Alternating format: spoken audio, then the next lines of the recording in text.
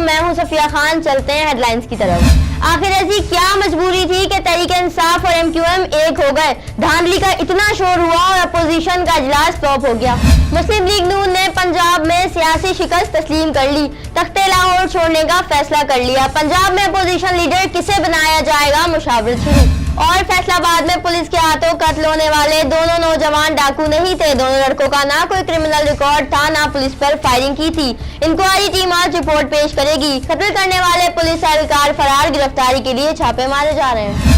और money laundering case की तहकीकात में आम इंकशाफात सामने आ गए। 4 अरब 40 करोड़ रुपए कैश जाली अकाउंट में जमा कराए गए। FIA के ठेकेदारों के खिलाफ तहकीकात जारी।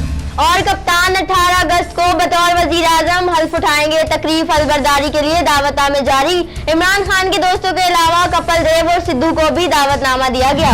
पाकिस्तान तहरीक इंसाफ के अहम ओहदों के लिए नामों का ऐलान कर दिया गया, जिसमें असद कैसर कौमी असेंबली के स्पीकर और चौधरी सरवर गवर्नर पंजाब होंगे। और मुल्क भर में 14 अगस्त की तैयारियां अपने उरूज पर। घर तो सज गए, अब है गाड़ियों की बारी। बच्चे, बूढ़े और नौजवान वतन की मोहब्बत में सरशाद। झंडियों और बैजिस के स्टॉल्स पर रश लग गया। और बड़ी ईद की बड़ी तैयारियां। कराची सुपर हाईवे पर एशिया की सबसे बड़ी मंडी सज गई। मंडी सजने के बाद अब आवाम ने जानवरों को सजाना शुरू कर दिया। अब तक के लिए इतना ही। मजीद खबरों और अपडेट्स के लिए आप विजिट कर सकते हैं हमारी वेबसाइट csnlive.tv। इसके अलावा आप हमें फेसबुक और ट्विटर पर भी ज्वाइन कर सकते हैं। देखते रहिए CSN।